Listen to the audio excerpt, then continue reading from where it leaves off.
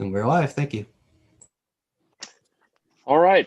Good morning, everyone. My name is Charlie Reese, and I'm privileged to serve as a member of the Durham City Council and also chair of the Joint City County Planning Committee. This is our December 2nd, 2020 meeting. Our agenda can be found online for those of you following along at home. For some reason, the central panel of my screen says Chris Peterson. I don't know if it's that way for everybody else, but it doesn't really matter as long as folks can see all of us in whatever form they have. Here we go. I want to do the gallery. Now I can see everybody. There you are. So I think now it's time for us to take the attendance. Councilmember Reese. I am here. Commissioner Jacobs. Here. Councilmember Caballero. Here. Commissioner Reckow. Here. Councilmember Middleton. I'm here. Commissioner Howerton. Here. Planning Commissioner Busby. Here. Fantastic. Great to see everyone here. Thank you for joining us this morning.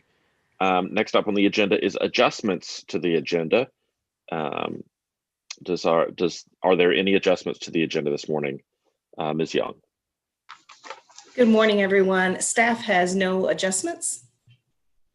Other than to say, I think one minor tweak is that the expanding housing choices item will not be presented by Keegan this morning. Scott Whiteman will actually be presenting that item. We'll see if I can forget that by the time it comes up. I'm sure I can. I appear to be capable of that. Have demonstrated that multiple times. Thank you, Ms. Young. I appreciate it. Next up, announcements. Does anyone have any announcements this morning? I just want to acknowledge Councilmember Reese that this will be Commissioner Rackow's last meeting with us. Yeah, so that was going to be my announcement as well. And in fact, our staff prepared for us a resolution in honor of Commissioner Rackow's service on the Joint City County Planning Committee. And I think during announcements is probably the right for to read that resolution so that we can all hear it. At an appropriate time, I will go downtown and actually sign a copy of it so it can be presented to you, Commissioner Reckow. But as it is right now, it does not bear my signature, but it will, so that I can take care of that while I'm still chair of this committee. So let me go ahead and read the resolution, and then folks can add their comments. Councilman Reese, before you go there. Yes, Commissioner Howerton, go right ahead. Thank you. Can we have staff, we've been getting the emails about the value birds, pollution, all of that, all these emails that we've been getting. Can we have staff talk about that a little bit sometime this morning? Commissioner Howerton, are you talking about the revisions to the landscape manual? Yeah, just to address some of the concerns that citizens are sending us about that. Can we have a little bit of conversation around that from staff at some point during the morning? Ms. Young, is there going to be an opportunity for us to talk about that maybe at the end of the agenda? I think we can probably make some time to do that, sure. Great, sounds great. We will absolutely do that, Commissioner. Thank you for bringing that up. Thank you. All right, so this is a resolution in appreciation of Commissioner Ellen Reckow. Whereas Commissioner Ellen Reckow was a member of the Joint City County Planning Committee for multiple terms during her 3 decades of public service. And whereas the Joint City County Planning Committee and the residents of the city and county of Durham have benefited from her dedication and leadership. And whereas Commissioner Reckow has consistently advocated for good planning, championing environmental protection, historic preservation, smart growth, multimodal transportation, and innovative design. And whereas this committee desires to publicly express its appreciation for Commissioner Reckow's many years of dedicated service in the field of local planning. Now, therefore, be it resolved by the Durham Joint City County Planning Committee, Section 1, that this committee does hereby express its sincere appreciation for the service rendered by Commissioner Reckow to the residents of this community. And Section 2, that the clerk for the committee is hereby directed to spread this resolution in its entirety upon the official minutes of this committee. And this resolution is hereby presented to Commissioner Reckow as soon as I actually sign the thing, as a token of the high esteem and respect held for her by the members of this committee. Adopted this 2nd day of December 2020, and it will eventually bear my signature as chair. And so that's the resolution we have we prepared for you, Commissioner Reckow. Yeah, let's all have a round of applause. Commissioner, if there's anything you would like to say, this would probably be an appropriate time to do that. Okay, well, thank you very much, Charlie. I appreciate that. Let me say that I go back a long way with joint city-county planning. I was actually on the board when we merged the city and county planning departments. And the merger did call for a joint committee. And I served on it right from the get-go. I believe I had a 4-year hiatus. But other than that, I've served pretty much all the rest of the time, I think with as many as 5 or more planning directors. And this committee is a very hardworking committee. When you think about the amount of hours, if you do the prep and attend these meetings, and in the old days, they used to go longer. I don't know what it was, but we, particularly in developing the UDO, particularly when we merged the city and county ordinances the first time, and then when we moved to a UDO, which incorporated more provisions, we would have meetings that would often extend the whole morning. In fact, I think Wendy and Brenda, particularly Brenda, may remember having lunch because the meeting would go so long and sometimes into the afternoon. Yeah. But I don't know if we've just gotten better or more efficient. And I think our planning commission has taken on a heavier load, which we greatly appreciate. So anyway, it's been a good run. And I look forward to great things ahead. I think some of the things on this agenda, like the equity indicators today and whatever, show that we've moved to a whole new dimension where we're looking at equity across all areas. And it is so important to look at equity as it relates to development and transportation, because that's how opportunities for citizens are created. So I look forward to innovative and ambitious work ahead for the members that will continue.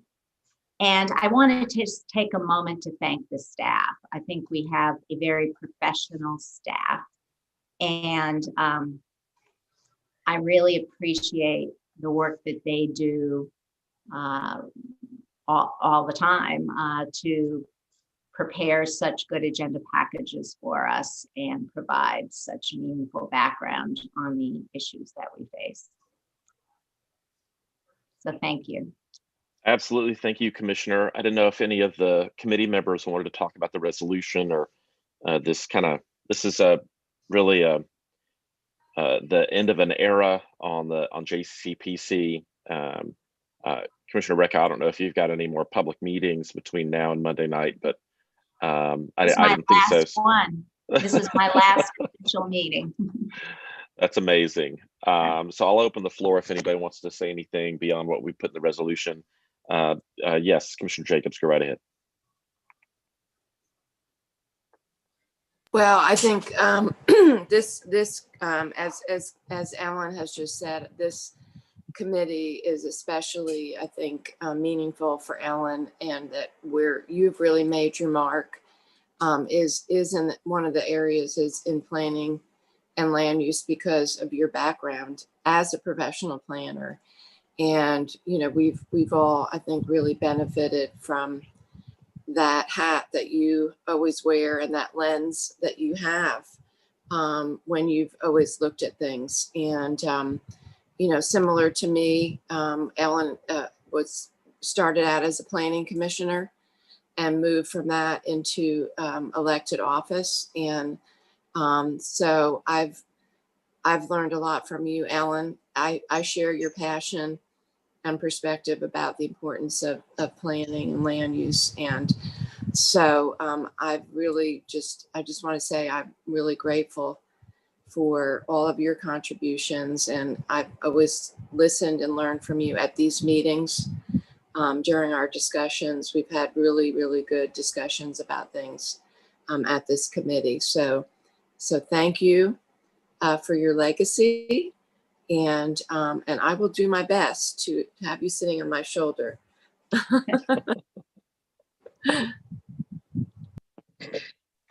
Well, the only other, go ahead, Commissioner Howerton, go right ahead. So I'm not going to say very much. We have celebrated, Ellen. The only thing we haven't done is dance 2 steps, and we can't do that right now. So maybe she and Ken can come back at another time when this is all over, and we can do a 2-step dance in our new building.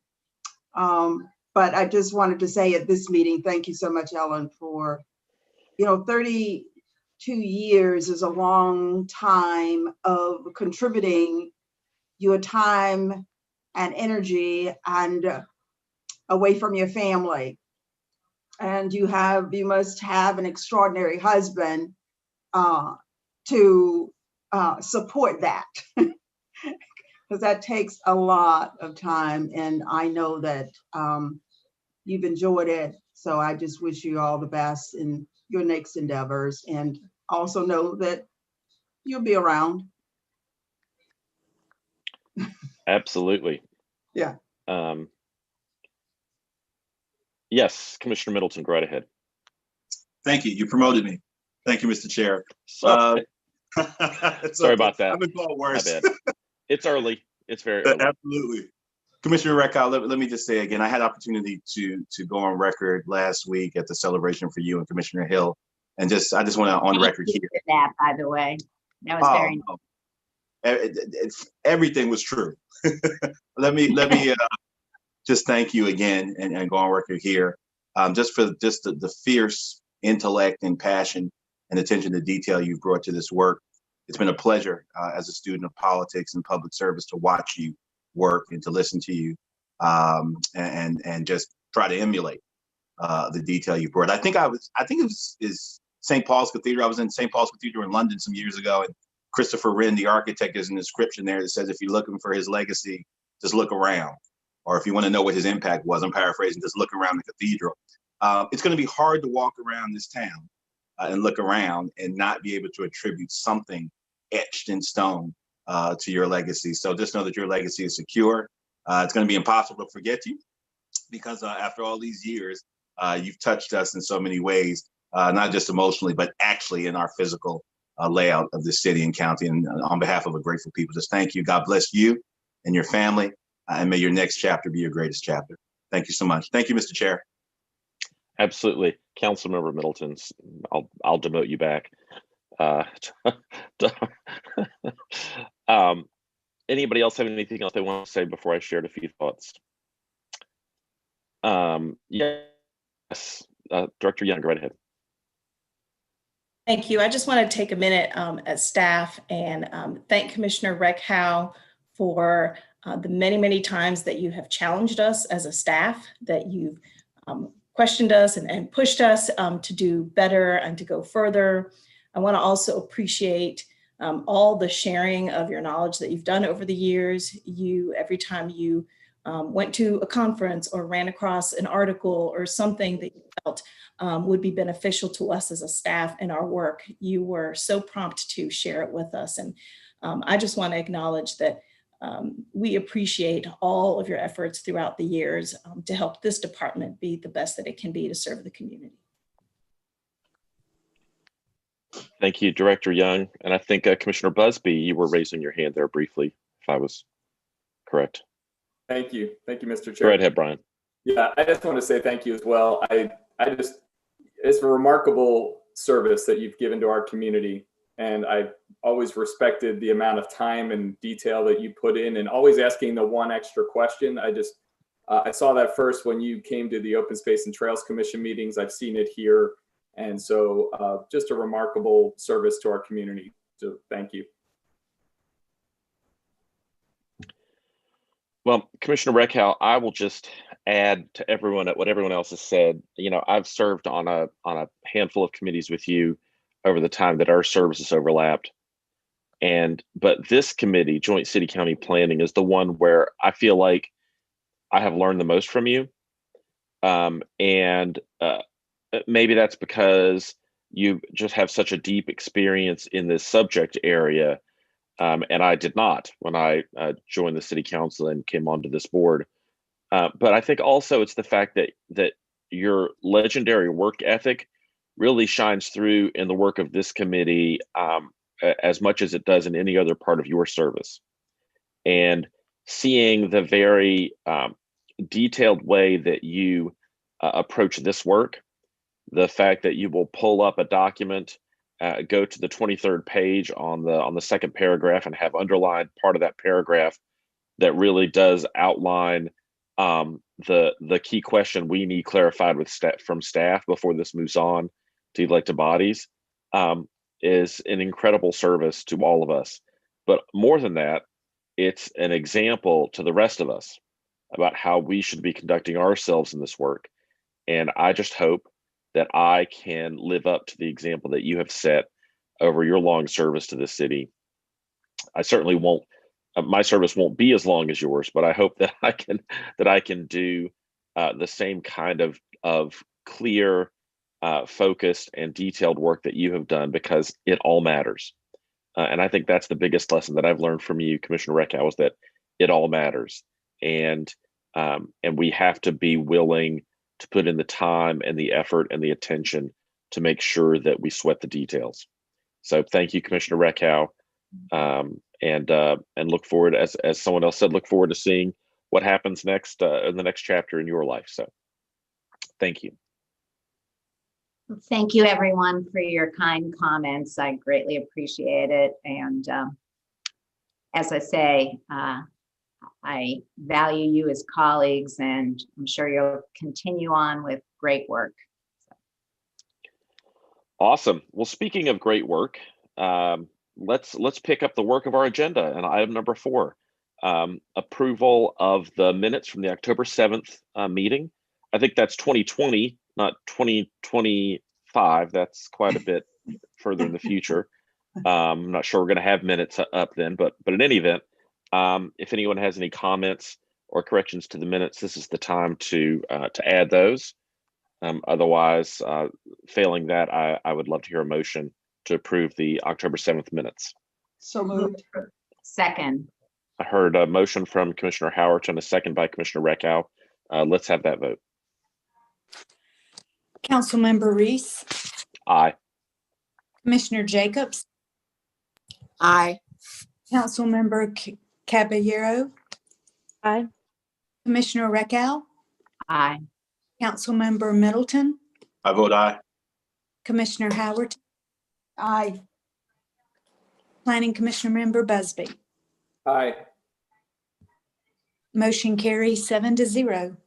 Fantastic work, everybody. We got that done. Next up is item number 5, City and County Managers Priority Items. Anything from the city, Mr. O'Toole? Good morning, committee members. No, there are no items from the city. Thank you, Mr. O'Toole. Mr. Wardell, how about from the county?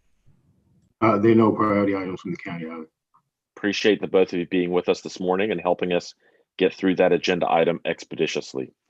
Next up is item number 6, Comprehensive Plan Update. The agenda says Lisa Miller, and I see Lisa Miller. Yes. All right. I'm 1 for 1 on this one. Lisa, go right ahead. I'm really looking forward to this update. Thank you very much. We managed to get the name right on the agenda for you this time. So good morning, everyone. I'm Lisa Miller with the Planning Department.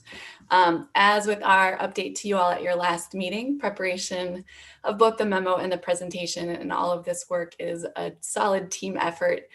I'll be talking through the slides. Brooke is going to be navigating the PowerPoint, and then we'll all be available for answering questions at the end. Next slide. So this is what we're going to go over today and highlight from the memo. We'll obviously be Happy to answer any questions related to the project. Some of these things I'm going to go through pretty quickly so that we can spend a few more minutes sharing a bit more information on the qualitative data analysis process that we've been going through over the last few months leading to draft objectives, and share a little bit more information on the ever elusive, oft-mentioned social pinpoint. So next slide. We just wanted a quick refresher of some of the things we shared in our last update. We've been continuing to work with our fantastic resident outreach team. We had another great discussion with them last night around another group of draft objectives. We've been continuing to coordinate with the transit plan on all of the different outreach strategies that they're utilizing. And that phase of their engagement on the transit plan is running through December 18th. And we also provided, as many of you are aware, project updates to the Board of County Commissioners, the City Council, and the Planning Commission at their retreat over the last month. So just a quick refresher, as we do every time, our purpose for coming to you is not just to provide updates, to help ensure the work we're doing and the direction we're headed is in line with your perspectives and recommendations, but it's also an opportunity to raise concerns and help redirect us as needed. So a quick update we wanted to share on some of the focus groups or kind of gaps in the input that we heard from the listening and learning phases and the work we've been doing to fill those gaps. So we've shared in past presentations the ways we've been trying to make sure we hear perspectives from folks that were missed in the listening and learning round of engagement, specifically trying to reach youth, Hispanic and Latino residents and residents in North Durham. So we wanted to share an update on that, similar to the Spanish language focus group discussion that we set up back in September.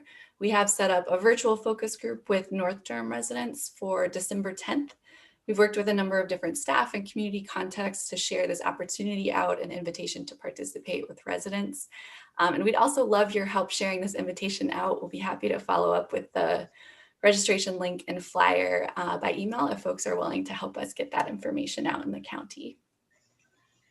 We've also had continued discussions with the Office on Youth staff on how to incorporate and bolster the recommendations coming from the Youth Listening Project.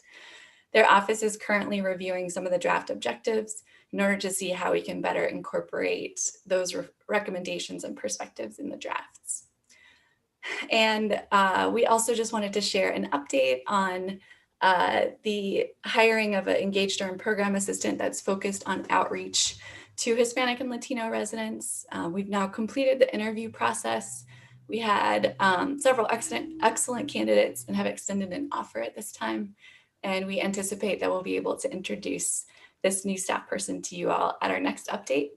And we're also working with Robin Baker and our Human Resources Department to refer candidates to the participatory budgeting Latino outreach position for those who weren't made an offer in this round. So as we've previously discussed, next slide, since about mid-August, we've been going through a qualitative data analysis process under the guidance of Erin Parrish with the Office of Performance and Innovation. So in addition to analyzing comments from our listening and learning phase of engagement, the pilots we did over the summer and street shares by community partners and focus groups we've held, we've also been pulling a lot of input from the resident survey focus groups and from the listening project. And in all of that, we're starting with the needs and priorities of those we've typically not included in the process in the past to make sure that those voices are heard and reflected in this work. So for this meeting, we shared with you all some draft objectives around housing and development, transportation, and jobs. We anticipate having all of the draft objectives ready to share out by the end of this month. And alongside this group of draft objectives we've shared, we wanted to take a few minutes to share a bit more information with you all about our process for drafting those objectives. Next slide. Erin gave a great overview of this work recently at the Planning Commission's retreat. And while I'm borrowing heavily from her description of the work, I would also encourage you all to hear her description of the process because she's an expert in this work. She's done an amazing job of shepherding us through this process, and we will gladly share you a timestamp YouTube link to that for those that want to take a look.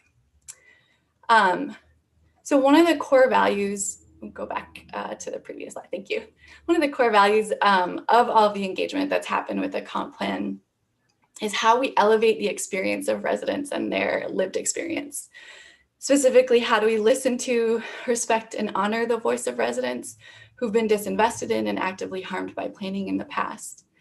The large, rich listening and learning data set has allowed us to do this by filtering according to the kind of engagement occurred and the demographics of people who participated in that kind of engagement.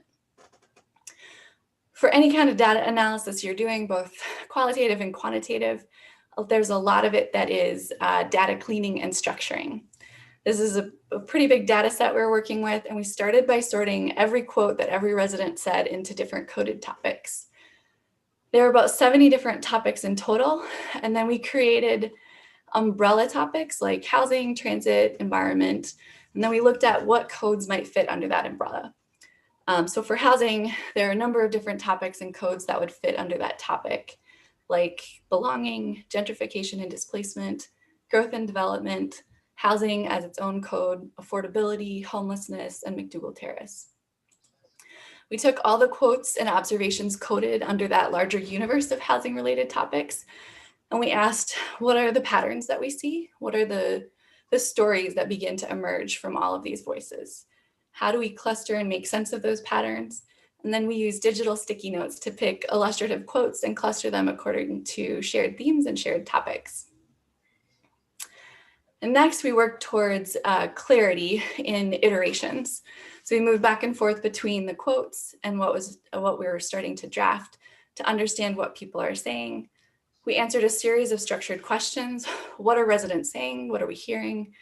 What brings these clusters together and unifies that cluster? What does it mean and why does it matter?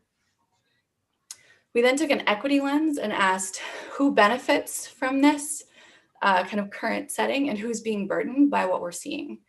And then finally, we asked, how does this fit into a comp plan?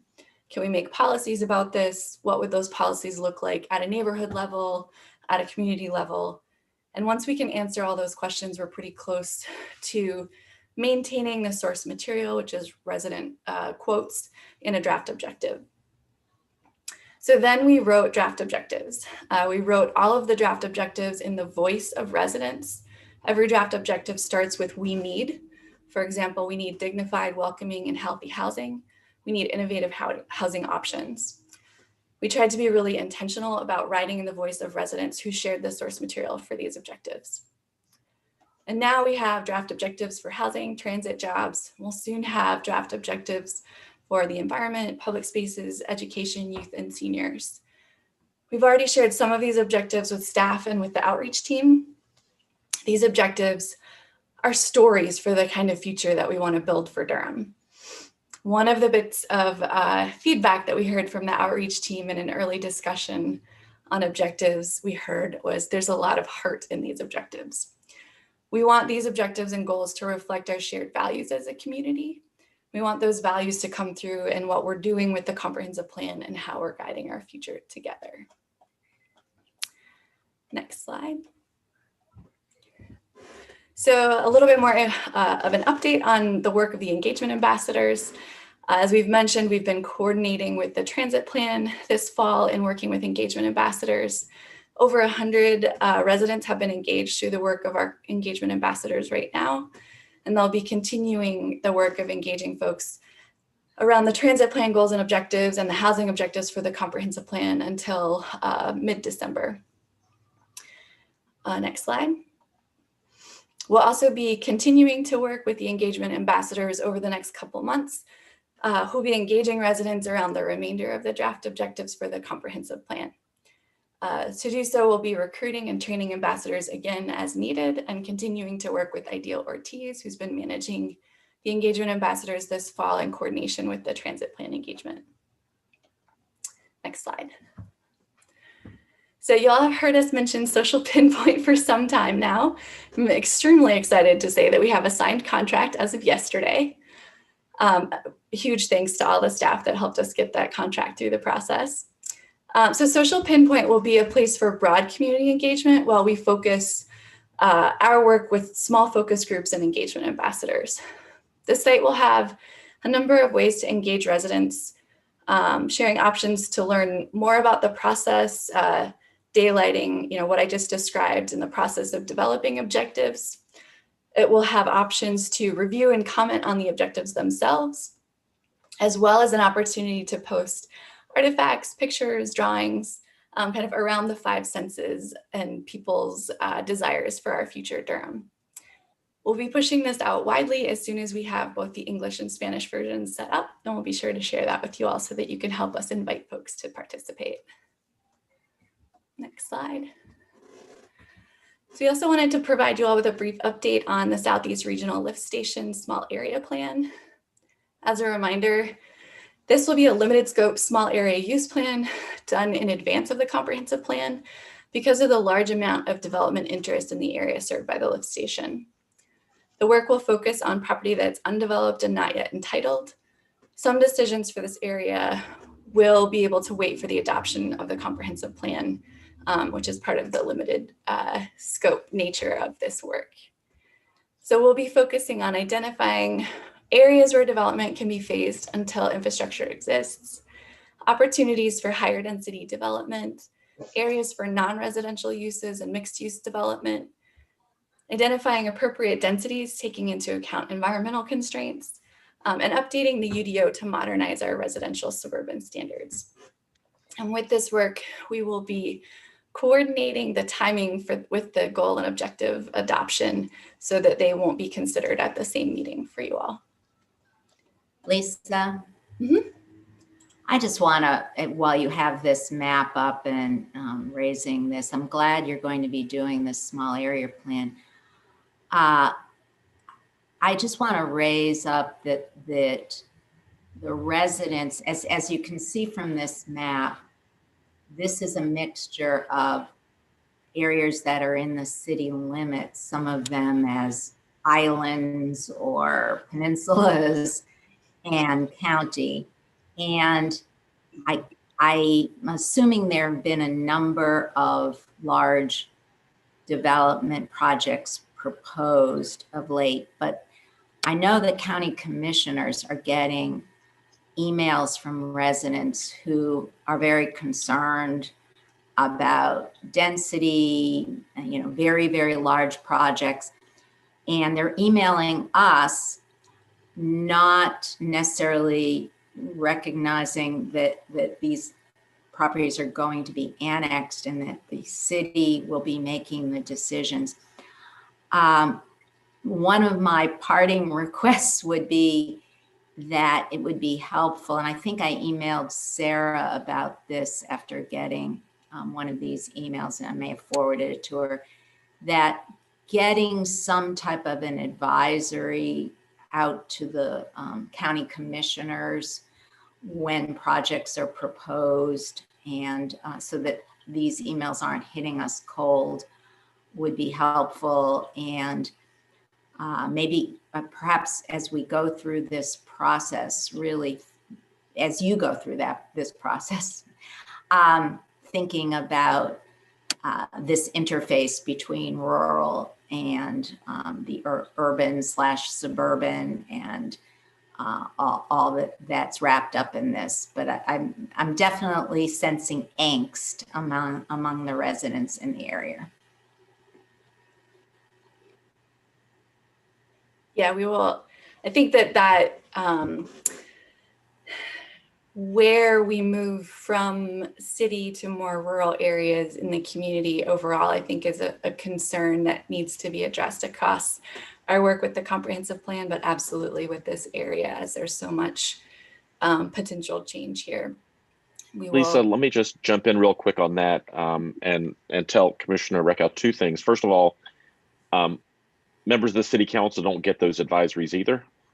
When a developer applies to the planning department for annexation or rezoning, the city council doesn't get those updates either. We learn about them when they show up on our work session agenda.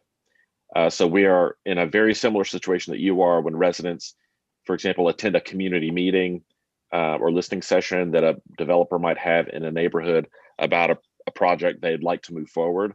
And we hear from folks all the time, and we're like, what? So we're often in a position of forwarding that email to Sarah Young and getting a quick update that we can then reach back out to people. The second thing I would say, Commissioner, is that you're absolutely right. The folks that live in and around these areas that are being considered for annexation and are, if the residents are in the county, they are your constituents, but not necessarily, definitely not constituents of the city council. But I hope you know that that doesn't mean they cannot and should not reach out to us about it. We hear from county residents all the time, especially about those annexations in this particular part of Southeast Durham. And so I hope that when you receive comments and concerns from residents of the county about issues that are going to come before the city, that you feel comfortable telling them you need to talk to the city council because they're the ones that are going to be deciding it. And like I said, we hear from county residents all the time and hope that we will continue to do that. So awesome. All right, Lisa, keep it going. Let's go. Sarah, did you want to share something? Yeah, I just wanted to. Oh, I didn't see. Say that I apologize. Commissioner Reckow, I did get your email, and one of the things that we've been working on behind the scenes, to your point, and also Chair Reese's point, is we had been doing for a while kind of early alert notifications, particularly to this body when cases came in, and we've gotten a little bit behind just due to staffing issues, the very high caseload, and COVID in our situation, but. We are revamping that process so that it is more real time when cases come in, and you all will be going back to getting summaries of what those cases are as they come back in. We're also working on making our website a little more user-friendly, not just for you all, but for the public in general, so that they can be better kind of self-service informed about where they can go to find information about stuff that's in the pipeline. And we have our public notification service, which is our weekly email that goes out. That is actually the kind of earliest alert because neighborhood meetings are posted there. And so before we even have a case, that's a place where folks can learn about. So hopefully between those three things, we'll do a better job of getting information out. And I would encourage anyone on the JCCPC that isn't part of that weekly email list to sign up. We'll be glad to share the link to do that. So you can also see kind of neighborhood meeting notices as they come through. Because I think some of you have received inquiries based on those neighborhood meetings, and I've responded with, it's not even a case yet. So. And Awesome. if I could follow up, Sarah, one response, you made an email response to me about this also, and pointed out that perhaps the numbers being quoted in the email were not necessarily consistent with what maybe a preliminary meeting in the office had been. And that made me think and wonder, just for you to think about, you don't even have to respond now, whether we want, I don't know, developers out talking about projects and putting out numbers that haven't even necessarily been introduced at the office as the numbers that you're thinking are at least within the ballpark, or I don't know. Again, it's just something that I was thinking about after I saw your email, that they could go out and say, we're proposing 5,000 units. And they were in the office talking about 1,000. I don't know. Because you want, I mean, it seems like if they're thinking about a range, that to be fully transparent, they should put that range out to you in the meeting and then use that range with the residents. Otherwise, it seems as though we could have a lot of misinformation and disinformation out on the street. So just want I'll say that, and then we can get back on track with Lisa's presentation. Sorry, Lisa, but in February, I think we're going to be bringing an item to this body. I'm talking about some of the changes that we're going to be making to the land use process, to the neighborhood meeting process to address a lot of these concerns. So there's a lot of stuff happening behind the scenes. And we'll be sure to send you an invite and you can join as a guest in February. Okay, I might. Awesome. Well, thanks everybody, and let's get back into our comprehensive plan update. Just a couple more slides here. Next one. So just our every meeting reminder, we're continuing to face uncertainties and challenges because of COVID, just like everyone else. So during this time, things tend to take a little bit longer than anticipated, especially as we're trying to do a better job coordinating engagement across projects as residents have less bandwidth to spend time engaging around things. We've been updating the schedules that are included in your memo each time we provide to make sure that we're reflecting this reality. Next slide. So over the next couple months, we'll be continuing to engage residents on the draft goals and objectives through engagement ambassadors, focused small group outreach, and the digital engagement platform. Now that we have a contract signed for Social Pinpoint, we hope to have that up shortly. We're finalizing that now and preparing it for translation into Spanish. And as we're engaging folks, we will begin working on additional data analysis to bring that input into revising draft objectives. And we'll also be working on an engagement strategy around the Searles project and finishing up the technical work related to that. Next slide. So with that, we'd like to hear reflections, concerns, questions that you have from the presentation or the memo to make sure we're continuing on the right track. We're happy to have been able to share a first bunch of draft objectives with you all and would love to hear concerns or reflections on that work. Thanks. Actually, first of all, Lisa, thank you. That was a fantastic presentation. What I'd really like to hear more about is that baby, because that's music to my ears. But I guess since I'm the chair of this committee, we should probably stay on task. I apologize. So I guess this is an opportunity for members of the committee to talk about the comprehensive plan update we've received and the great information Lisa provided us. So if you have thoughts, questions, comments, this is the time.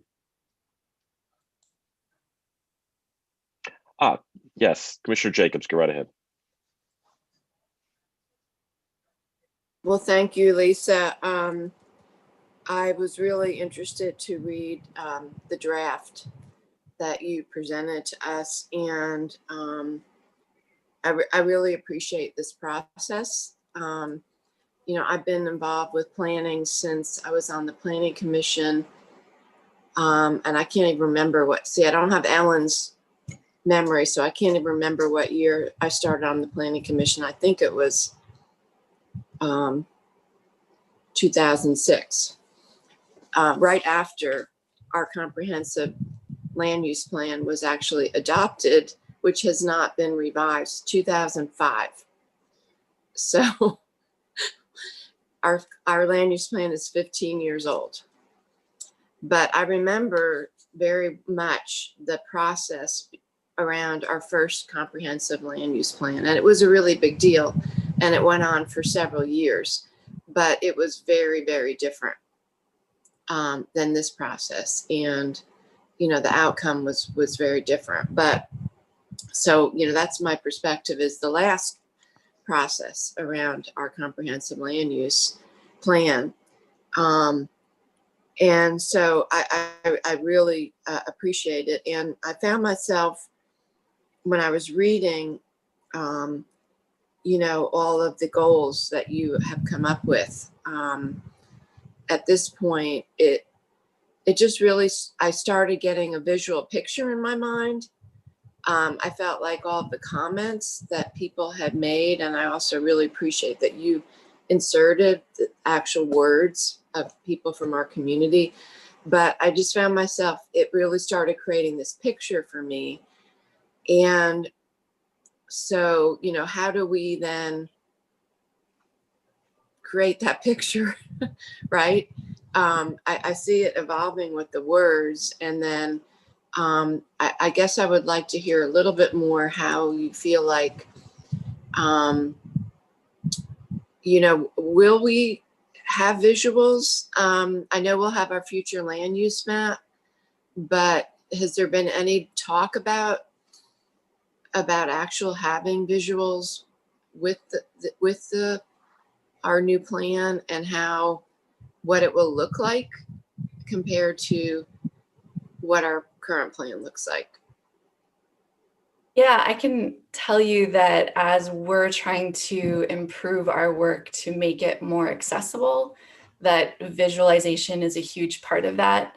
I mentioned with the use of social pinpoint, one of the things we're trying to do is use what's called their ideas wall to gather artifacts that are submitted by residents that are helping to, draw our pictures, that are helping us vision what the future Durham we want will look like. We've also talked about, the final version of this plan. We will likely have, we'll definitely have a paper version of it, but have something that's a more interactive web version of this and the inclusion of visuals alongside that.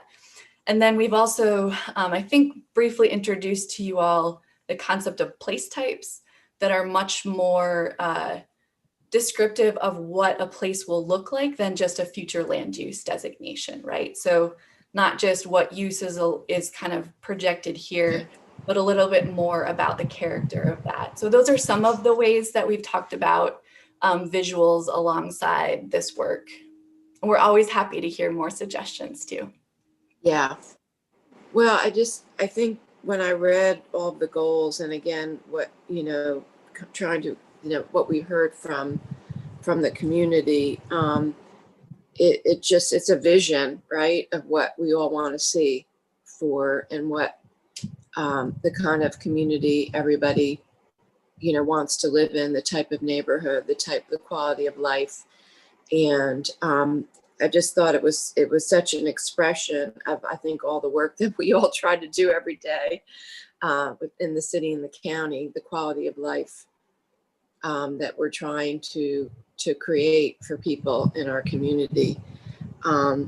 So I think, just thinking about how do we express it, the different ways. And I guess, and then, the other thing I was thinking about is that, of course, the challenge will be revising all our ordinances to how do we actually implement it. And I think the tension is that so many of the things that people feel frustrated about are related to also capitalism and market forces. And also, some of them are things that we currently don't have the tools that we need because of preemption from the state or, things from the federal government. I'm not sure how we talk about that, but then, how we're going to have to be really, really creative. And how do we really create the community that we want with the tools that we have, is going to be challenging, and the resources. We just had a briefing yesterday at our joint MPO meetings from Congressman Price and from Bo Mills and Kevin Leonard, state leaders for each of our organizations, our NCACC and the Metro Mayors and League of Municipalities, and just the landscape that we're looking at. And we need funding for sidewalks and transit and all the things that people want, affordable housing. And just what is that really going to look like as we try to implement this plan?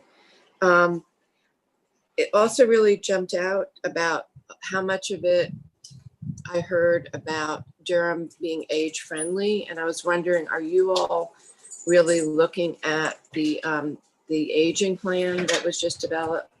Could you talk a little bit about how that's playing out with the work that you all are doing?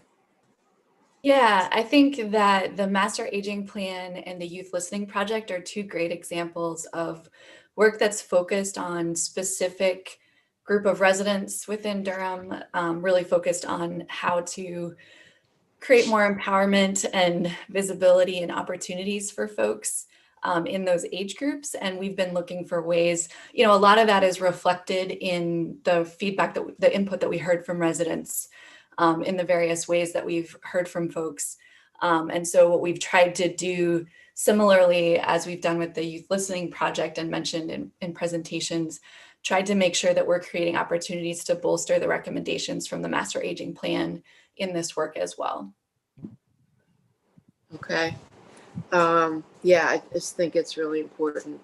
That plan has just been done, and how we implement it and integrate it. And the other thing I just wanted to mention, I'm so glad to see the section about transit and to see how you all are really working together as we update our transit plan. So really great to see that, all the transit goals in there. But one thing I did want to say that I noticed when there was discussion about the Durham County Transit Plan, it was talking about how the transit plan is focused on how people get around Durham. And I do want to stress that it's also a regional transit plan because, you know, we are a region and we've got tens of thousands of residents who leave Durham every day to go to work in Wake County or Orange County. And, you know, especially the section about jobs and getting the goal about getting people to good paying, you know, self-sustaining jobs, they may be outside of Durham. You know, parts of RTP that are in Wake County, for example, or we have, you know, significant numbers of residents in East Durham that go work at Chapel Hill at the university and the hospital. That was actually like you know, biggest ridership, one of the biggest riderships for the light rail was between UNC Hospital and the university and East Durham. So I just don't want to lose that focus, that it's not, the county transit plan is going to be about both. And I just didn't know if that had come up with you all. Had there been any discussion about that? Yeah, absolutely. That I think a lot of what our focus, you know, we talked a lot about how the two should function together. We don't need to talk about all of the things that the transit plan is going to do in the comprehensive plan. So trying to figure out what the right balance of tying those two together. And so a lot of what we were hearing from folks was better physical connection to the places where there are transit options, transit stops. And so a lot of that is very Durham focused. Whereas I think the routing that is the service that is through the transit plan is very much looking at regional. But I think we can definitely take another look and make sure that we're not excluding that piece because it's obviously important. Yeah, I mean, I think us county commissioners are very aware of the issue that because we have focused a lot of our efforts on Trayburn and RTP, where we see even now during the pandemic. I mean, there's even a job announcement today in the Triangle Business Journal that, you know, a company that's adding 200 jobs and investing $150 million in expanding in the life sciences. And it's been a frustration that so many of our residents don't know about these good paying jobs. They can't imagine themselves in them, and that how we have got to make sure that they're getting, you know, connected to them through Durham Tech, or, I mean, that's part of our challenge, but then they've got to be able to get there. And, you know, Trayburn has been such a big challenge as well. So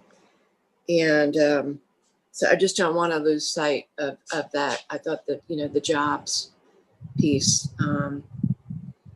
it's all connected to, you know, being able to afford housing, and which was the big priority, right, that you heard, which was around housing. So, but anyway, so I just want to thank you all, and I'm really excited to see this evolve and how it's evolving. Thank you. Awesome. Thank you for those thoughts, Commissioner Jacobs. Anyone else want to chime in on this fantastic comprehensive plan update? Well, I will just say, Lisa, that every time we get one of these updates, I find something new to be excited about in this project. Really just very, very happy about the progress that we're making. Really excited. I know every member of the City Council is eager to hear more about the Southeast Durham Small Area Plan. That's something we've been talking about quite a bit, and just amazed at how swiftly that is moving forward. But also some of the larger community engagement efforts that you've had to do, that you've had to kind of figure out during this unprecedented time. By the way, I feel like the phrase "this unprecedented time" really needs to be retired for a while. I feel like every email I send has that in it somewhere. Like that is a COVID times thing. We will look back on in 20 years and say, "Oh yeah, you remember that unprecedented time?" And then there were like 10 more. I don't know. Anyway, but in any event, thank you, Lisa. Look forward to seeing the next update when it comes through, and just really, really grateful for all the work that you and your team have put into this. Thank you. Unless nobody else, if anybody else wants to get in, this is your opportunity. Otherwise, we are moving on. We're way behind, looking to make a deal. Okay, thanks, Lisa. That was item number 6 on our agenda. Now item number 7. We're only about 20 minutes behind. It's really not that bad. Is expanding housing choices metrics. And it is not Keegan, but in fact, Scott Whiteman, I believe, who I see, and is now taking control of my screen. Scott, take it away. Thank you. And thanks. I do want to thank Keegan, who actually put this together for us. So I'm just presenting his work. And I'll try to be brief so that we can maybe catch up. So as the memo, you showed your memo, we've to date since expanding housing choices became effective in the city on October 1st, 2019, the planning department has received 50 applications for development that would not have been entitled before expanding housing choices was approved. Did a quick check this morning. It looks like 35 of those have been approved to date. The remaining are still under review. I want to note that we noticed this time that we had missed some of what we're calling lot splits, which are the small subdivisions in our previous reporting. So we have updated our numbers to reflect that. It appears that the small lot options have been a little more popular than we thought. So we'll make sure that we reflect those accurately in the future. So the overwhelming majority of the EHC permits are in the urban tier, which is to be expected since that's where most of it was permitted. We are seeing some in the suburban tier. For some reason, there's the non-ADU accessory structure is becoming pretty popular in the suburban tier. And so those tend to be things like garages with a workshop or an extra room on top. It'll be interesting to see if that's a trend that was created by people having to work at home. Scott, I think there's one of those in my neighborhood. Oh, really? Yeah, they've been working on it for a while. It's pretty interesting. They basically took over half of their front yard. And, the folks who live around them aren't super thrilled about it, but I think it looks fantastic. So anyway, sorry, I just wanted to. Oh, no. And some of those, perhaps the one in your neighborhood, Councilmember Reese, would have been permitted before, but I think there's some, particularly with one-story houses, which you find in kind of the 60s and 70s neighborhoods in the suburban tier. It's a lot easier to build an accessory dwelling and get it financed if you can put a garage on the bottom and then finished area on the top. So that appears what's to be happening. Here's the 10-year running total of teardowns. I think it's good news to show that. So for the 3 quarters of this calendar year so far, we've had 50, which would running the earned run average would make it to be about 67 by the time the year's over, which it looks like it's good. The trend is going back to what the historical averages have been, and that the 96 we had in 2018 and the 142 that we had in 2019 were just an aberration. But we'll also see, as Councilmember Reese implored me not to say, 2020 is an unprecedented time. So I hope this is moderately legible. I know last time we promised you that we would have a map this time. The stars are where all of the EHC permits are located. I'll say there is one more accessory dwelling that's down in Parkwood. If I included that on the map, it made it completely illegible. What we're seeing is most, particularly the small lot options and the permits that are being allowed by the relaxed infill standards are pretty well spread across the urban tier, or just the parts of the suburban tier that are just outside the urban tier, the ones that like around Carver Street and South Roxborough Street, which are zoned RU5 like most of the urban tier is. We are seeing there's a trend of a lot of, not a lot, but there's a clustering of new ADUs in Trinity Park, which is interesting. And I'll just point out there's the Emerywood Orchard subdivision down here. There's quite a few permits for those accessory dwellings with improved space on top. So with that, one other thing I should mention is that the August meeting we'd mentioned we worked with the Center for Community Capital at UNC. They were trying to get a grant to do some qualitative research on EHC for us. Unfortunately, they did not receive that grant. So if doing that sort of work is still a priority, we're going to have to find some additional options to do that. So I'd be happy to answer any questions. I'm going to stop sharing. Well, thanks, Scott. That's very, very interesting information.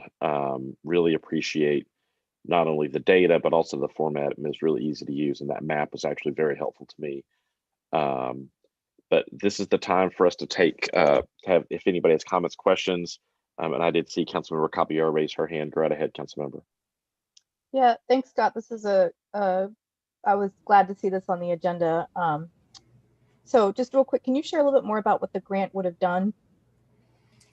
What I want to know is, so my husband's an architect. He's actually been hired to do quite a few of these ADUs.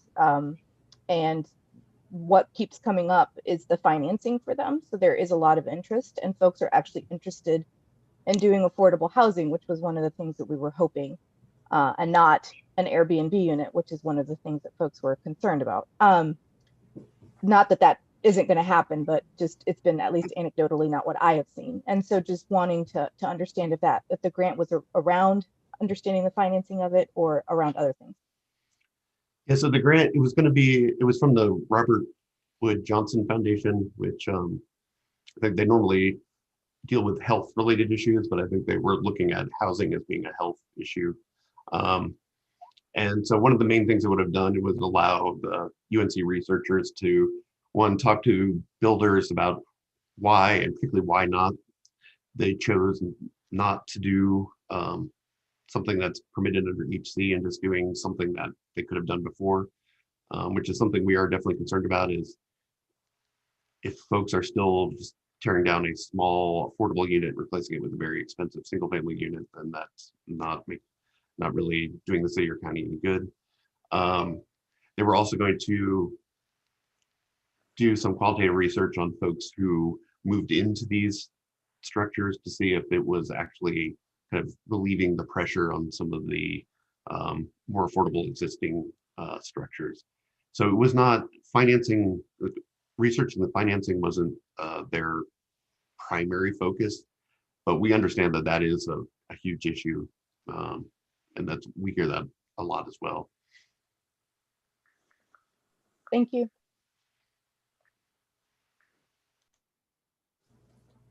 Commissioner Reckow, go right ahead. You are still muted, Commissioner. Thank you, Scott, for the overview. I just want to bore in a little bit on some of the data that we're not getting, because I just wonder if there's another avenue to take.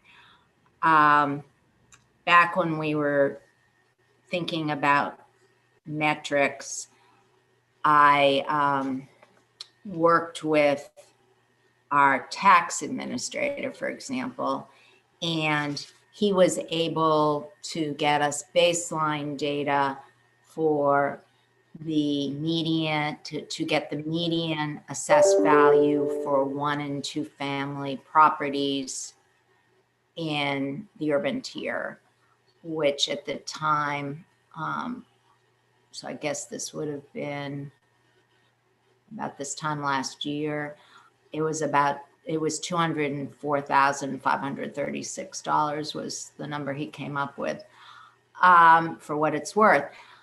And, you know, because some people were raising the issue that with lot splits and everything, we might see values actually go up, particularly for land. And that was the other thing that I actually have an email here from John Hodges Koppel about it, where he was recommending that we add land sales in as something to track, because of a paper that was circulated when we were discussing EHC done by, he's a former local resident who now has a PhD in planning. Last name's Freemark. He did a paper on Chicago after they Yona Freemark. Right. A paper based in Chicago where he actually documented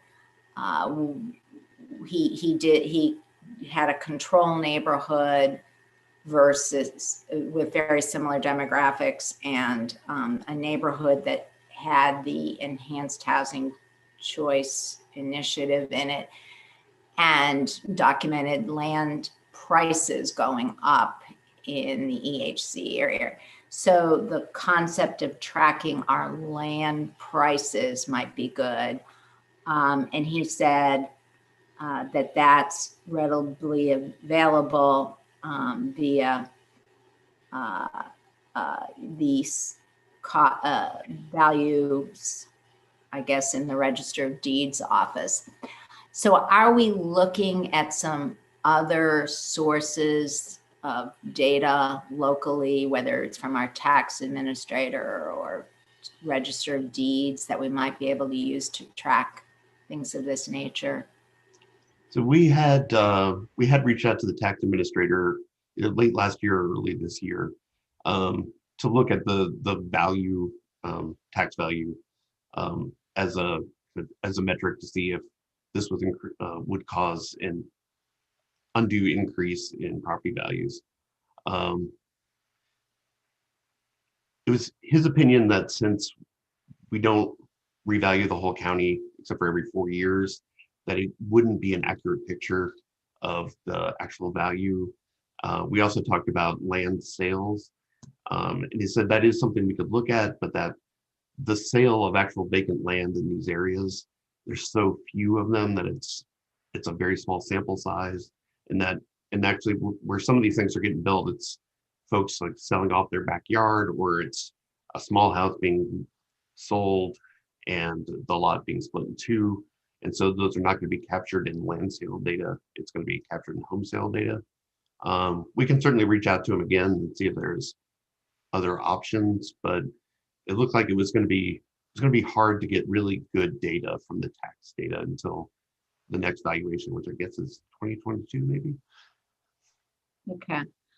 And then John, in his response, also mentioned that they might, TJ-COG might be able to help you with, because they have developed a tracking system for both legally binding affordable units, LIBOR, and also naturally occurring affordable units, NOAA, from the what he called CoStar data that they track.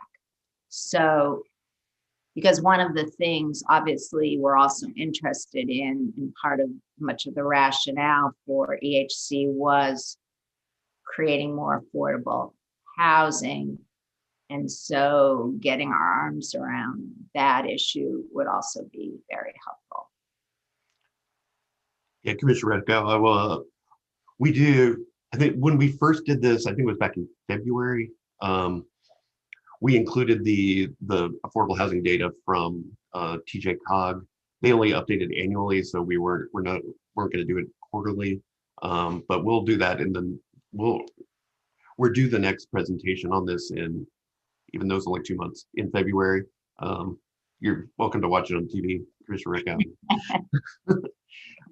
And then I was just sent a reminder from Mike Stocks for Councilmember Caballero. Community Development is working with TJCOG on EDU financing related issues. I know as you all probably know, Community Development has a lot of things on their plate right now, but it's definitely something they've got in the works to look at ways that we can, at least the city can help finance ADUs for folks. Okay, thank you. I just wanted to say something really quickly to that, to your point about what you mentioned earlier with what the grant would have potentially studied, which is why are builders not maybe building things that they're allowed to build by, within the different than before, and still settling on a single family house. And I would say that, I definitely think the what folks can get money for in the first place is going to really limit what they're building. And so I'm glad that TJCOG is and community development is really digging into that issue, because if we can't figure that out, then EHC will still be real limited in what we could get out of it that would be beneficial.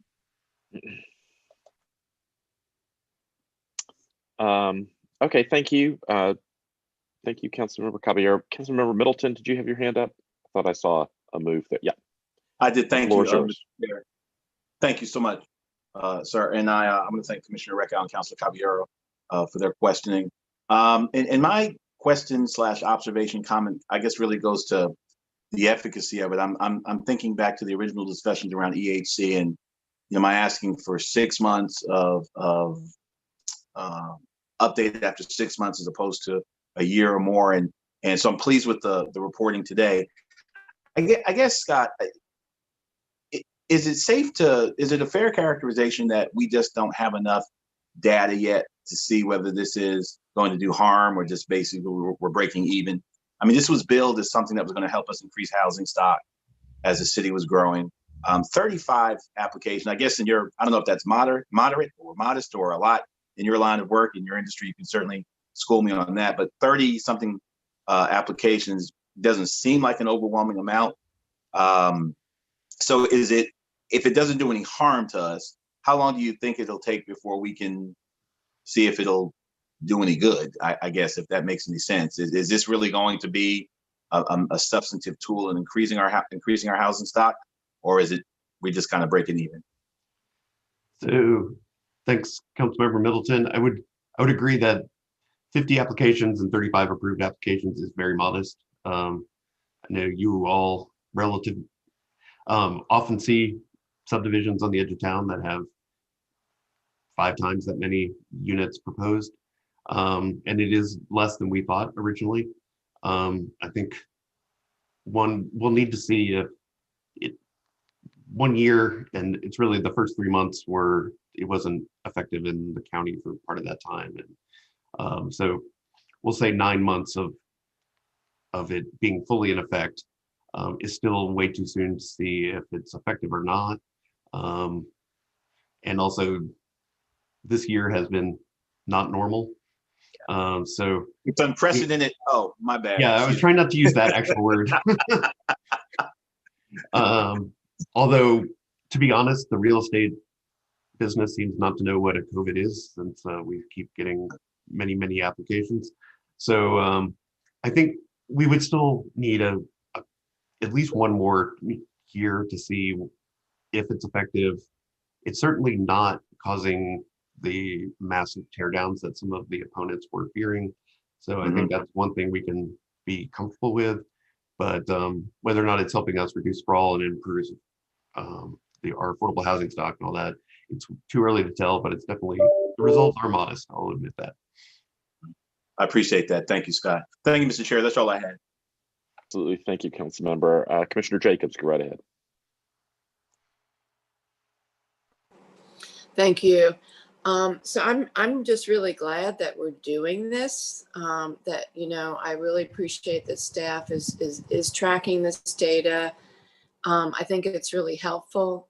This is the first time that, in my experience, that we've done something like this, where we've implemented an ordinance and then we're actually in real time trying to understand how it's working and what its impact is. And I think it's a learning experience for all of us, but I think it also, to me, kind of sets a precedent for how we can do this more in other situations, and especially looking at the revision of the comp plan. And we're going to talk about the equity indicators next.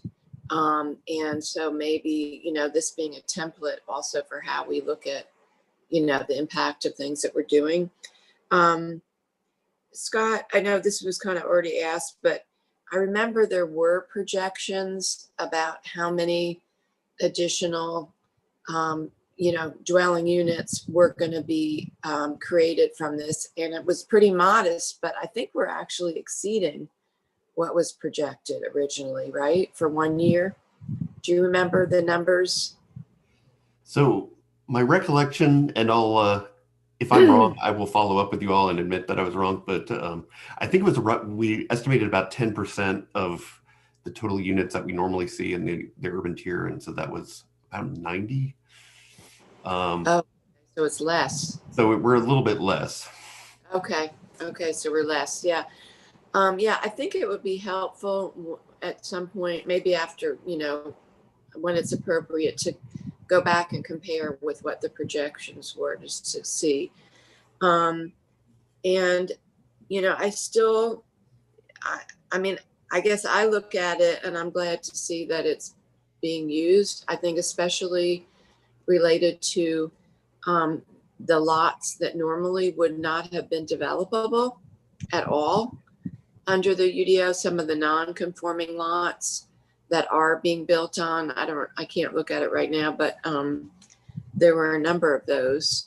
And I think also when we compare infill development like this to, like you were comparing it to a subdivision, I think the difference is getting back to what, you know, some of the values that people have, and that the difference is that in these neighborhoods, they're already walkable.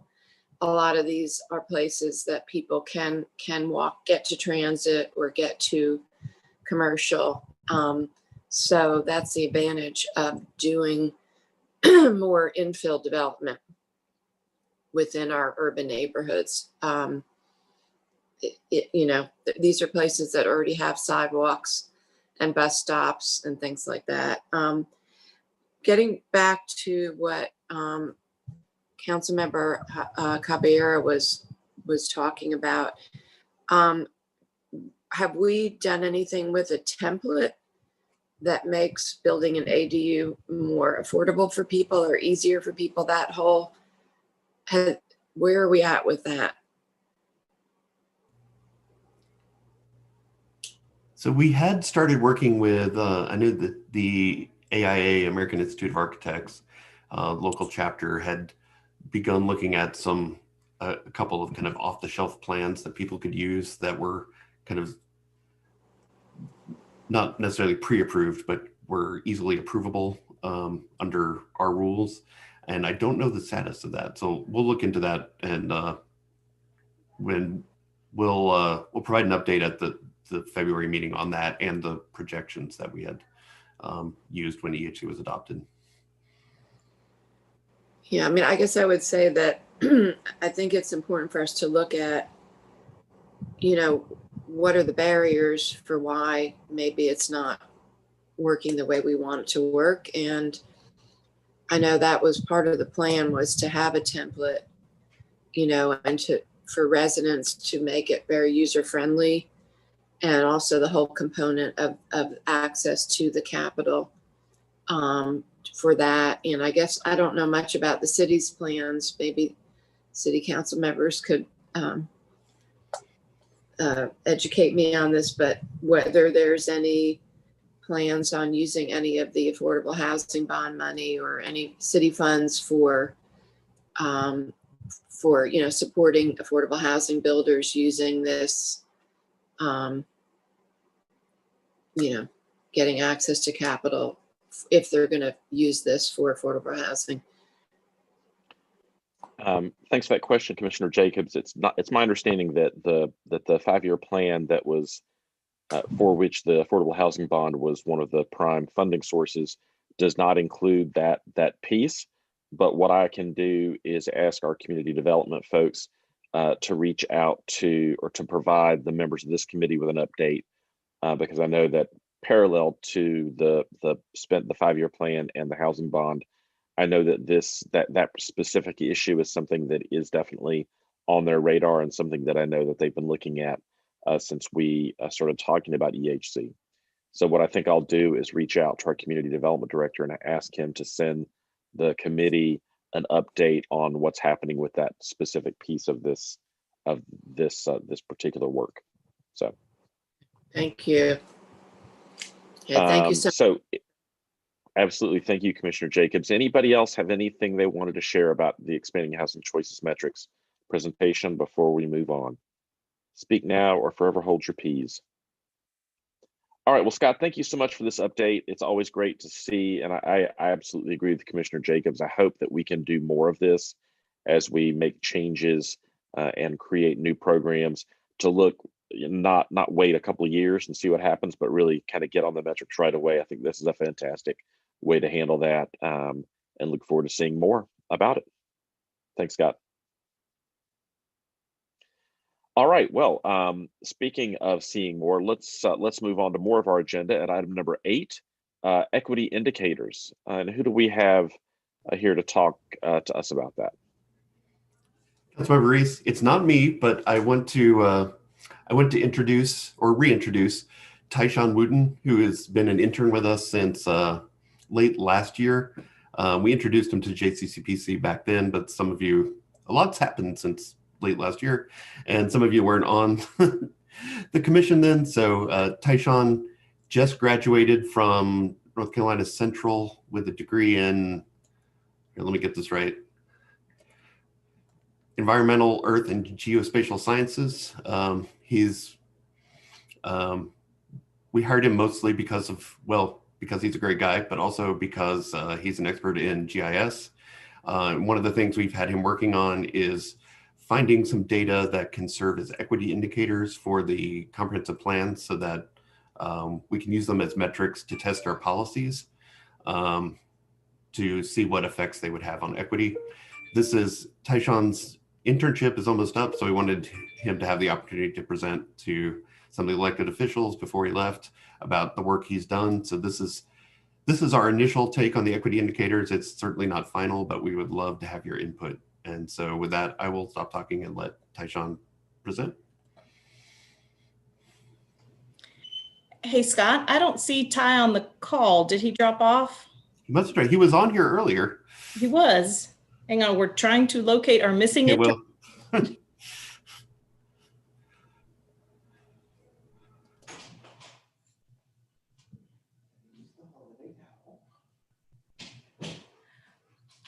Chair Reese, if I could suggest that maybe we move and do the calendar real quick and give Ty a moment to try and rejoin. He may be having some technical difficulties. If that's fantastic. Great idea. Let's skip ahead to number 9, 2021 meeting dates. All right. So we have attached to your agenda the meeting dates for next year. We have followed the every other month practice that was started. Again, it's at you all's discretion if you want to continue with that practice or if you would like to return to a monthly meeting or do some other meeting schedule. But the dates are there: February 3rd, April 7th, June 2nd, August 4th, October 6th, and December 1st for next year.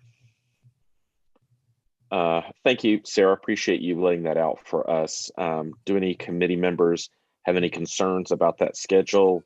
Anything you want to change or talk about? This is the time to raise your hand and say so.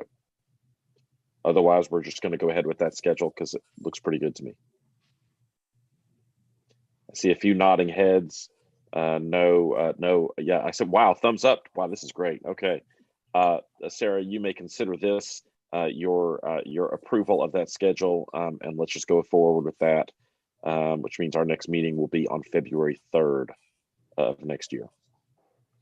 Correct. And if I might, if there is an exigent matter, we will let the chair know and request a meeting in one of those off months, which I think was what we had promised previously when we moved to that schedule.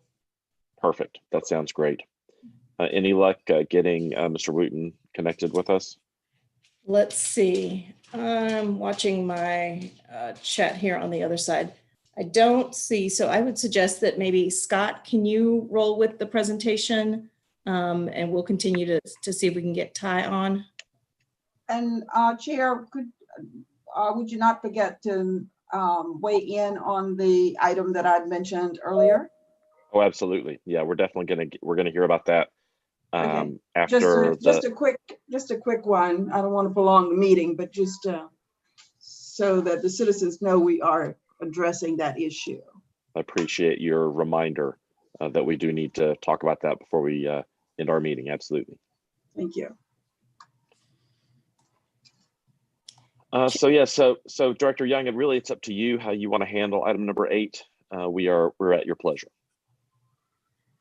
Okay, I think Kayla might be stepping in to handle it. Let's see what Scott has to say. Yes, we were working on pulling it. Oh, there's Kayla right now. Okay, yeah. So Kayla, who's been working closely with Tychon, will fill in for him right quick. All right. Good morning, everybody. My name is Kayla Seibel. I'm going to share my screen. Let's make sure that you all can see that. Okay, let me minimize this. All right, good morning, everybody. This is an update on the work that Tychon has been working on with us on equity indicators. This is envisioned to be part of the comprehensive plan, but we also see that there's a lot of uses to this work other than just the comprehensive plan. So it's our first initial pass at looking at data around equity and measuring it specific to Durham. So let's see. So we have just an overview of the content of the presentation. We have purpose, the goals of this work, the methodology, and a sampling of the equity indicators profiles, and then future plans for this work. This is just an initial look at what we're doing with equity indicators. All right. So equity indicators is a component of the equity framework. This is supposed to be measurable data that assesses the state of equity in the environment. So in Durham City and County, it's supposed to inform the comprehensive plan and transit plan process, informing equitable development mapping and the future land use maps. We want to make sure, just like we're doing with our equity lens and community goals, that we are having equity inform pieces of the technical process as well. And it can be used to measure the impacts of our recommended policies and procedures in both plans. So the goals of this slice of work, this small piece of work, is to generate a list of preliminary equity indicators, which we've done, link the data sources. So Ty did a lot of work to find data sources that seemed right for this work, but of course they're a work in progress. Developing accessible phrasing and descriptions for each equity indicator. Along the way, we want to make sure we're being accessible. so that most audiences can understand what we're trying to do and what we mean, and provide information about what the equity indicator is, what it'll be used for, and then eventually this work, we want to start overlaying the equity indicators and this data in a digital platform. So some methodology. So Ty started with researching equity indicators and analyzing the pros and cons. So this was a really long process where there's tons of equity indicators out there. Lots of different industries use them in health, in planning, and transportation. So combining that, we're looking all of that volume of work. Getting down to an initial list that was vetted by team staff. So this was the policy and urban design team. Right now, just an initial pass. We did a process where we ranked the equity indicators, which ones we thought would be helpful in measuring equity for a land use plan. Shortening those indicators, developing accessible language, like I mentioned, and then choosing appropriate data sources. And then sharing this, the next step would be sharing this work with our comprehensive plan outreach team and incorporate changes, and that will be in progress. So just to jump into just a sampling of what was included in the memo of equity indicators we think would be helpful in this process, still yet to be vetted outside of the team, but we have percentage of youth in the juvenile system. Here's a sampling of what some of the age ranges look like that Ty put together for Durham. Percent of cost burden renters. So we pulled from, I believe this is the DataWorks website. We thought this was helpful for understanding where renters are and kind of their spatial positioning to where they need to get to and how cost burdened they are. Pedestrian access to a quality park within a walkable distance by racial demographic. So right now, this is just showing sidewalk coverage from 2016, but there are a lot of measures, a lot of ways we can look at pedestrian access in terms of equity.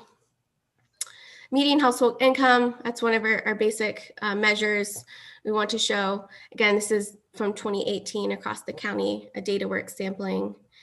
And in the memo, there's a bit more description of the pros and cons for using this data. Percentage of evictions by racial demographic and location.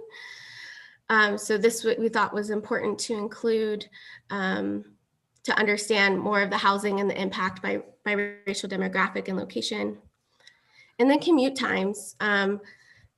Commute times by mode, demographic and accessibility. So this is bus stops, sidewalks, etc. We thought this was also important for understanding how we can improve our accessibility and make sure that we're focusing equitable investments in this area, in these areas. And sorry.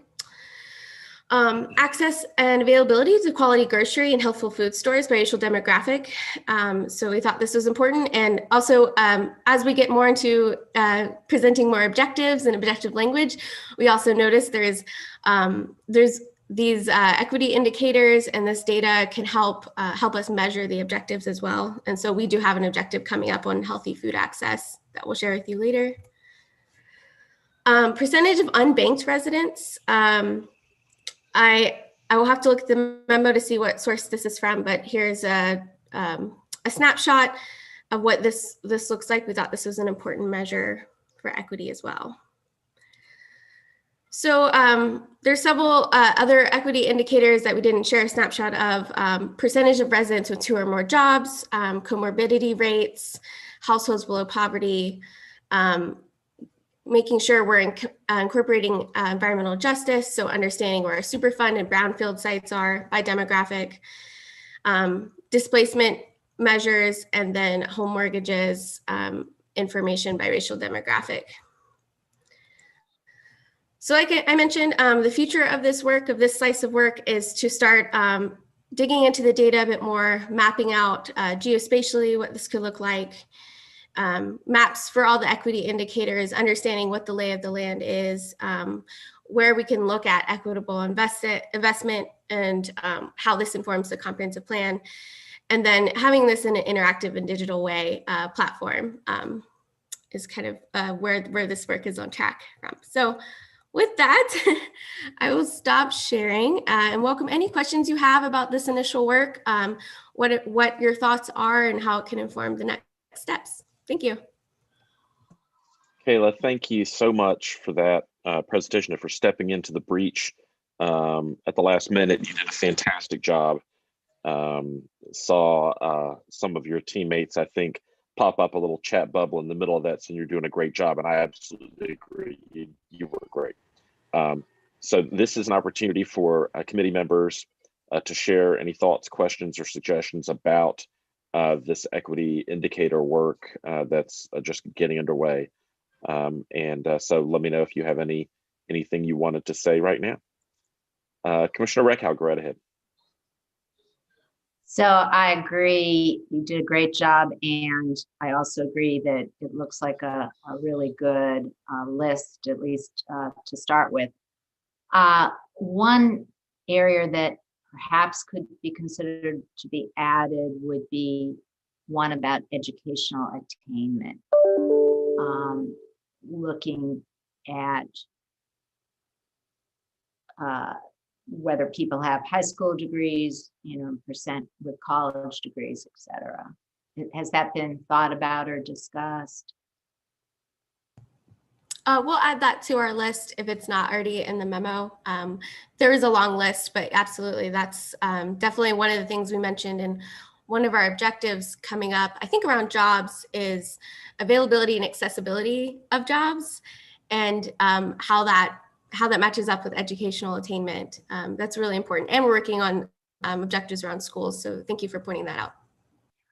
We really need to focus on that in the sense that I'm on the Durham Tech board, and we actually just had a strategic planning retreat. We're going to be doing a strategic plan over the next year, and we brought in outside consultants to assess where we were, and they pointed out something that we already knew, but very, very strongly pointed it out, that our completion rate, our graduation rate is not where it needs to be, and that we're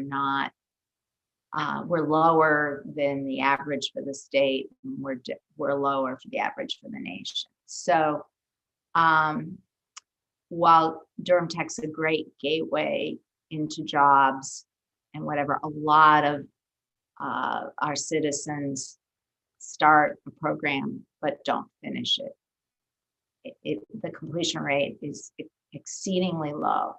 So this is something that we have to focus on like a laser, I think, going forward as a community, and really work at moving that up. And so having that also being tracked in a high profile metric that's community, that looking at this would also be helpful, I think. Thank you. Thank you, Commissioner Reckow. I think that's absolutely right. We have to keep our eye on those particular areas. Anybody else want to share any thoughts, suggestions about the presentation? Yes, Commissioner Jacobs, go right ahead. Well, I'm sorry that Tyshawn isn't on here so that we can't thank him for his work. So if you could, when you have a chance, express our gratitude for his great work on this, and that he has been plowing new territory, setting a new tradition here. And so I'm really excited that we're doing this. And I think this is all part of, our work to put equity front and center in the work that we do in every area. So I'm really excited that this is happening. And so one of my questions is, and I also really appreciate just understanding the process that you all started out with 60, and then narrowed it down to 15. and how challenging that is. And then to, with Tyshawn's help, to find the actual data points for it, and because we also need to pick things that are going to be doable, right, and implementable. So one of my questions is, how are you all envisioning that these indicators will be integrated into the comprehensive land use plan and into the future land use maps? I mean, because like right now we have like one future land use map, right? But I guess that's going back to kind of my earlier question, which is, should we have more than one map? Should we have different maps? Should they be equity future land use maps? So what are you all thinking about? Yeah, thank you for that, Commissioner Jacobs. And I'll certainly pass on that message to Ty. He did a great work with us this past year, actually. He's been with us. So as far as where we're headed with this, we want to make sure that the future land use map and any recommendations and policies start with being informed by these equity indicators and a bigger equitable development framework. So they could become a series of maps. And right now we're working on how the goals and objectives work we're doing and the equity indicators, what are things we can start measuring these objectives with. And we know equity is super important to this project and to this community. So, so we want to start with building out an equitable development framework. So a piece of that are these measures. And part of that is how we implement some of these objectives that are around equity, such as making our community engagement process more accessible and equitable, our development process accessible and equitable, and understanding what areas need that attention and need to be lifted up and voices heard from those areas. So so the equitable development framework we're seeing is informing the future land use map, as well as all the technical pieces that go into future land use map. I know that's a long-winded answer. We're still kind of fuzzy and working on how that all comes together, but that's what we're seeing right now. Okay, well, that's helpful. Thank you. And I guess what really also struck me about the indicators was that some of them can be more directly tied to our ordinances than others. For instance, like the ones around, where are there sidewalks? How close are you to a park or a grocery store or a bank or a bus stop?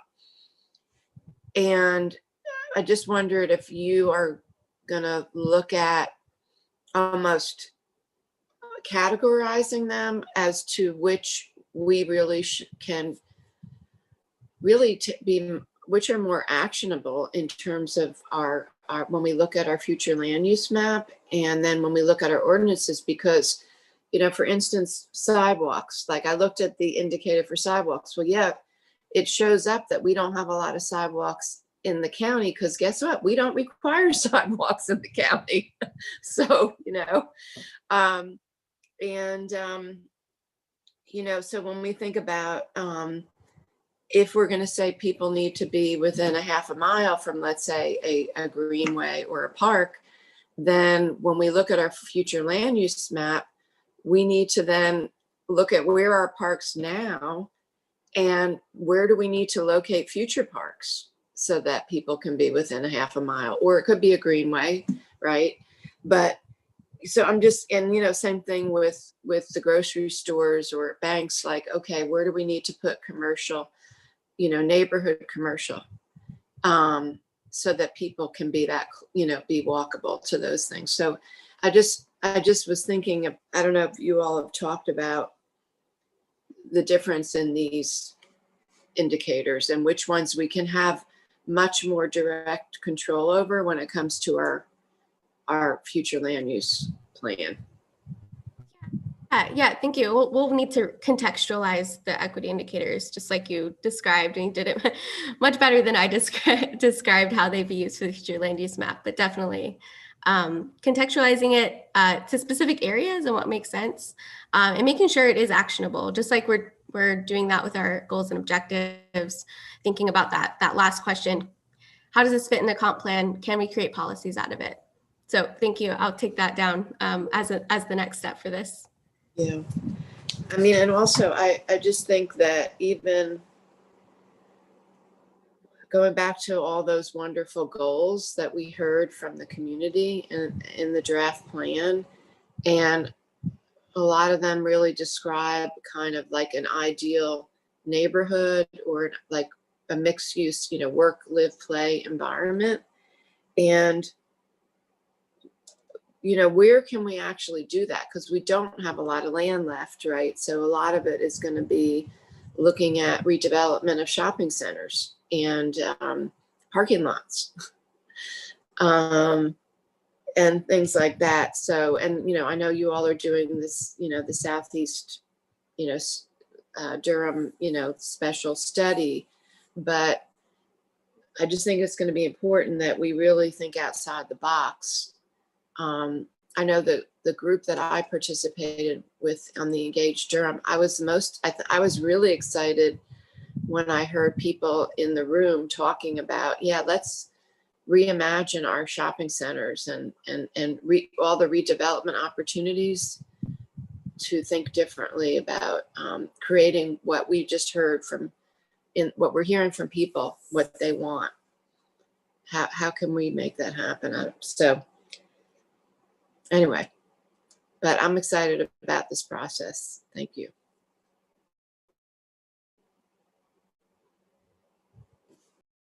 Commissioner Jacobs, any more thoughts on the equity indicators? Had a pretty good conversation about this so far. I will just add, Kayla, again, thanks so much for stepping up. I'm really sorry we didn't get to see Tyshawn, but I hope you will share with him the broad consensus among committee members that this work was really fantastic, a great way to start really digging into how we want to make decisions going forward. Also really appreciate Commissioners Reckow and Jacobs really focusing on how we're going to take this work away from out of the look and see what the world is into the realm of how do we start making the world as it ought to be, very specifically as our built environment as a city. Because for so many of our residents, that is what a city is, right? It is the built environment and the people who inhabit it. And so I really appreciate that focus and hope that we can maintain that as this work goes forward. But again, thank you again, Kayla, for stepping up and helping us work through that. Thanks also especially to Tyshawn for getting us going down this road. And again, just really sorry he fell off the call. That's a bummer. That's that item. I guess that's item number 8 on our agenda. And that leaves us with, yes, there's our planning director to talk a little bit about the issue that Commissioner Howerton wanted to talk about. But I guess first I'd like to hear from Commissioner Howerton exactly what it is you want staff to provide some information on, because I wasn't exactly clear from your initial remarks. Thank you, Mr. Chair. We've been receiving these communications about regarding the Durham Landscape Manual and not really understanding what it is that the community is asking us to vote on. So I wanted some clarity around what it is that, what's the concern? Fantastic. Well, I guess before I ask the planning director to talk, I guess my understanding from those emails is that they're, at least the ones that I've read, and I think I've read all of them, has been that we please vote to approve it. I haven't heard any concerns about the landscape manual beyond the fact that it's incredibly awesome and folks want us to say yes to it. So I guess I'm not understanding why they think we wouldn't vote for it. And if it's something that needs more clarification that will not have us end on time at 11:30 because we all have other meetings, because this meeting has extended longer than we thought it would. And adding this just kind of adds a little bit more time. So if it's something that we can put in writing, that would be fine with me. I just think that with all these emails, we need to be able to give something back to the citizens as to their communication to us. Yeah, I mean, I can't speak for the residents about why they. I don't think that the emails are motivated by a concern that we wouldn't support it, but I think that there are folks in the community who are eager to see this go into effect and are using their voice to make sure that we know that. But I think this is be a good time for our planning director to say a few words about it. Yeah. Sure. I will say that I think the majority of these emails are actually coming from the partner organizations that worked with us on the landscape manual. And so they are voicing their support because we included them in the process to help us draft those changes. So I would say that while it's unusual, I think, to hear so many positive emails, let's say, usually we tend to hear more of the negative. I don't any need for concern. I think these are just folks that wanted you all to know that they are very much in support and if I could go a step further, probably even appreciate being involved in the process. So I think that's all this is. I think that the only response needed is you all's action when it comes to you. Okay. Thank you. All righty. Well, yes, Commissioner Reckow, go right ahead. So, Sarah, we had a companion item that we approved at our last meeting, right? And I was wondering, so if you could just clarify, I thought maybe the landscape manual itself was just a document that would be done and approved by the staff, but didn't necessarily need elected body approval. But is that coming later? If you could clarify. It is. It does require elected body approval because it functions as development. It's part of our development regulations. It's just kind of an adjunct document. So it does require formal approval. And that is coming just on the heels. I think it's slated, the county commissioners in January. And I think it's coming up, I don't remember, for the city council. So sorry, I could look that up if folks really want to know the exact date, but yeah. No, I was just curious because sometimes manuals of that nature aren't necessarily considered things that the board has to adopt. So I was curious about that. Thank you. Yeah. Does anybody else have any questions or comments about that issue? Because Commissioner Howerton is absolutely right. We've been getting a ton of emails about that for weeks. And I know when I started getting them, I definitely did a double take and went back and kind of looked through our work. And I've read all those emails. I have not seen any of them say, this is an awful idea. Why would you consider passing it? It's all that kind of exactly what Sarah said, the advocacy of member organizations who've been involved in this work, who want to make sure that we know that it's important to them. And I think it is unusual, Sarah said, for us to get so many positive emails about a thing I think we all want to do. But my impression has been that is what it is. Okay. So with that, it looks like we're at the end of our agenda.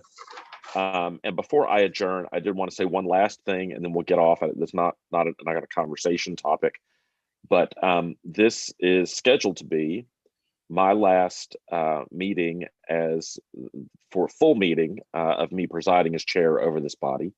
We're going to elect a new chair and vice chair at our February meeting. Between now and then, I will reach out to each of you individually to talk to you about the folks that you want to see move forward as leadership in this committee. There's a way that this has traditionally been done, and that would be to have the vice chair move up to the chair position, and then someone from the other elected board who is not the current vice chair step up as the vice chair. Currently, our vice chair is Commissioner Jacobs. The member of the council, city council, who has been on this body the longest, who has not served as vice chair, I believe, is Councilmember Middleton. So that's my initial impression is about what should happen. But as I said, I'm going to take some time to talk with each of you individually about this over the next couple of months to find out if there's anything different we want to do. But that's my current suggestion. But we'll have some additional conversations and be ready to move forward with that at our meeting in February, at which I will convene, preside, call the roll, and then get the heck out of the way. Look forward to that. I hope everyone has a safe holiday season. We're not going to meet again until the new year, but please be careful and be safe. The vaccine news is great, but it's not here yet. So continue to be careful and encourage all of our neighbors to do that as well. So thank you. With that, I will adjourn our meeting. Not terribly late. Great job, everybody.